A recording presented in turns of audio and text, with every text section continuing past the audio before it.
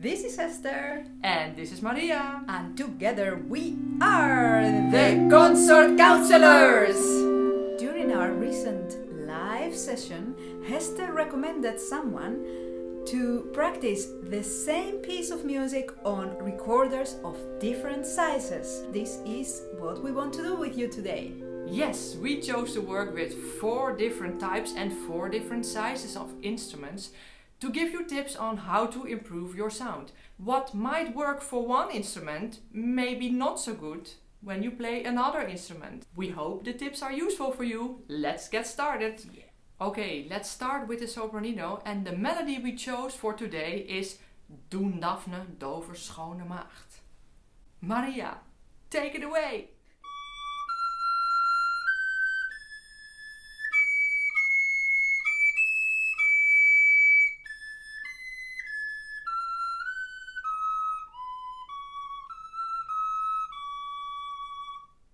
Well, we often think that sopraninos are loud and screamy and that the best policy to play on them is soft and maybe a bit careful so that we are not overexposed. This way of thinking is actually quite wrong. Let's first start to get a healthy sound out of the instrument. You want to fill the room with the beautiful sound of the sopranino. Don't be shy, don't be careful.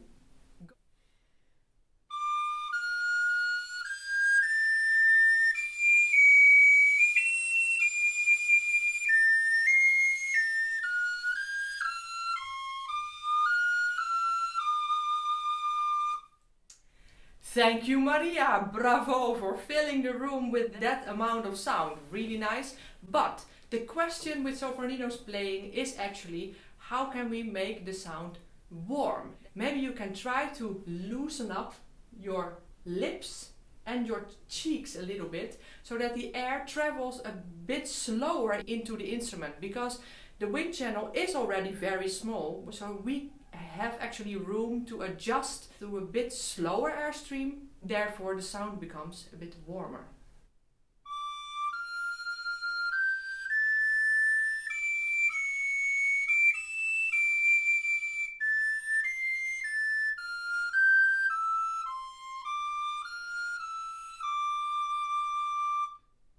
Yes, very, very nice. Last step of this exercise is maybe you can pick a couple of notes where you put a little color on, a little bit of vibrato.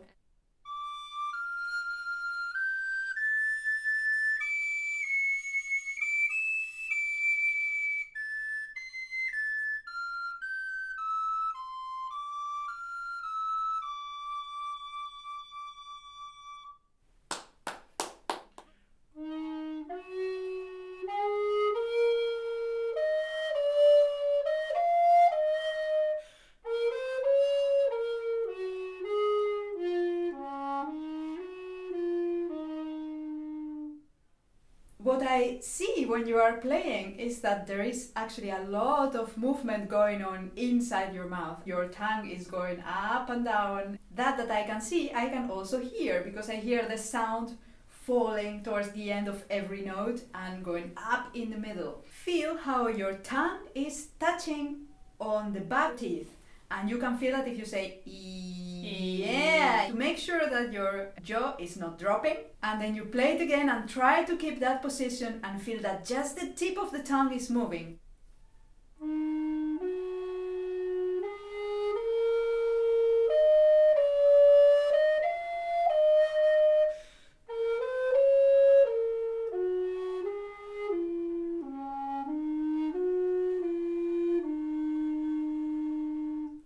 Well, that helped a lot, and that sounded much better. When the air pressure gets a little slower, the pitch goes relatively a lot down, and that's what I heard the first time you played. Actually, what we can even try for the exercise, just so that you learn the complete opposite feeling. Imagine that every tone is actually growing into the next one. So you play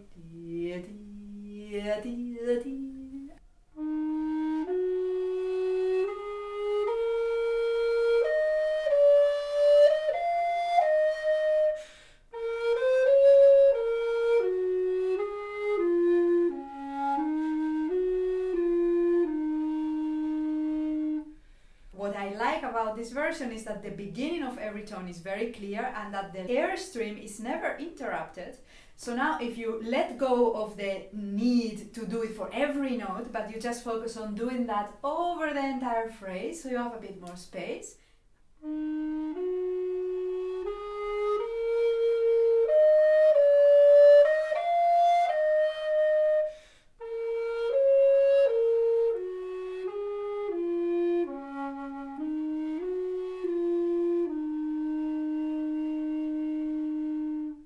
Try one last time and see what difference does it make if you focus on all the space we have around us. 50 meters into the back there's someone and you want to send this person your sound.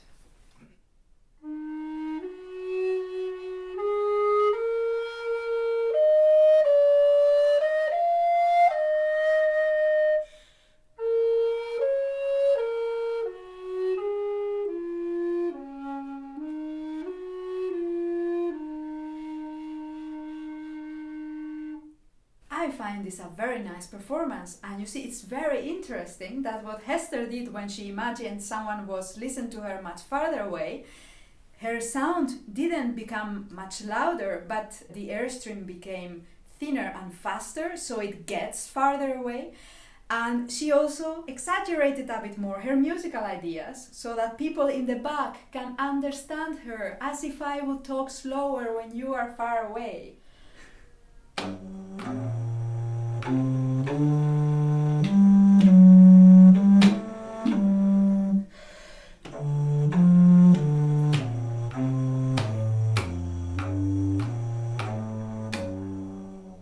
Well, you notice that this instrument costs a lot of air. Because of the way that it is built, it sounds really airy and the keys make a lot of noise.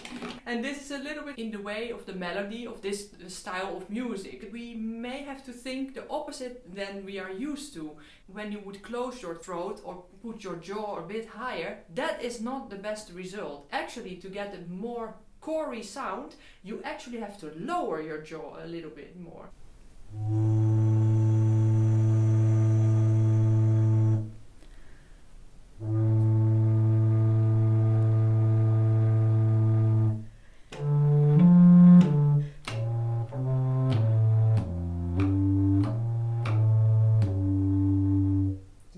Much better. And now to reduce the key noise, try to move your fingers as elegant as possible, as if you hold a smaller instrument.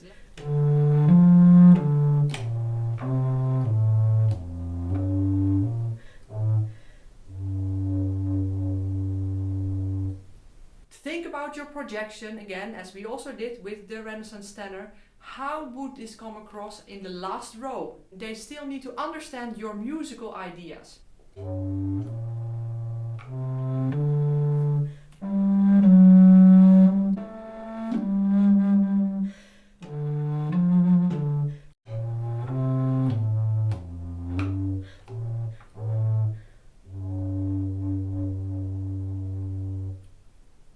Doen Daphne, the melody, is maybe not the first thing you would play on a Paetzold recorder. It is actually very suitable for experimental and contemporary music, so this key noise might also be a really nice effect to play with. Can you play the melody of Doen Daphne in a very contemporary way with a lot of effects of key noises and maybe even wind noises to it?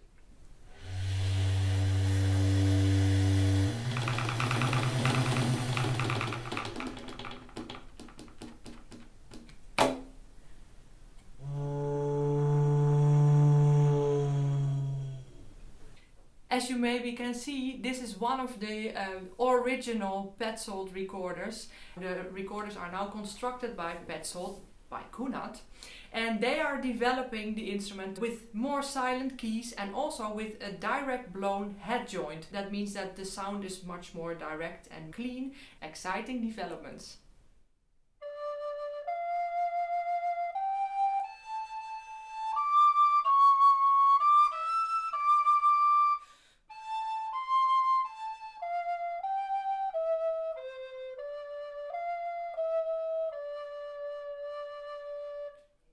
I see that there is life in your sound, by which I mean that there's actually a lot of movement. What we can do is try to control that so that you can play with life in the tone only when you want. So what we're gonna do is an exercise that I once saw in a very good YouTube video of the Consort Counsellors. Play a long G and slowly release the pressure so much that at some point it turns into a flageolet tone. Keep it as long as possible. As you are reducing the volume of the tone, you feel really the pressure you are making here so that the tone is bending very slowly.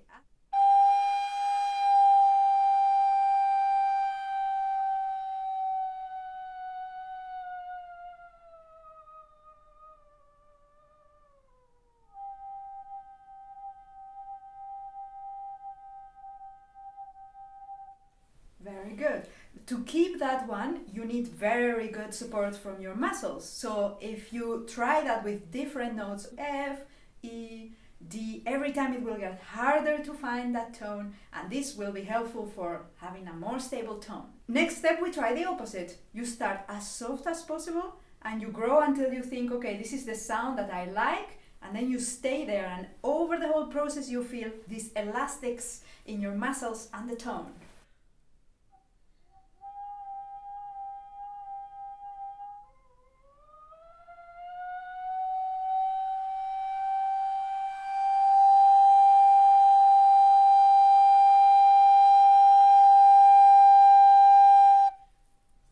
Is very nice. That was a very nice and stable tone. Now that you have this beautiful stable sound, we can try the melody of Daphne.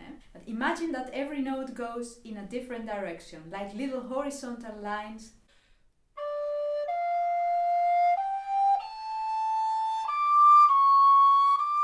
What happens when you play in this way is that we pay a lot of attention to an active beginning of every note, and that's how we know, okay, right from the start we have that stable tone. If you still find this a little bit difficult, there's another trick you can try. Divide every long note you play into equal smaller values. This is very helpful to keep the airstream going. And now if you play it again with the normal values, still feel these connections as if you were playing them.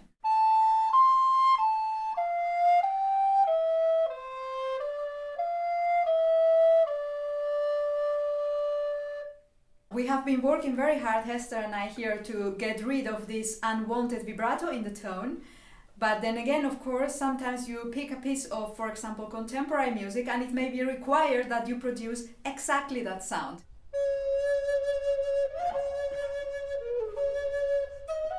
We have one very important last tip for you, and this is when you want to improve your sound, record yourself and evaluate if this is the best result or if you want to improve even more. It's also a very good idea to try all the ideas we presented today with different sizes of instruments and all the extreme ways possible, so that you experience what it does to your instrument. We hope you improve your sound and that everyone around you will enjoy this sound as much as you do.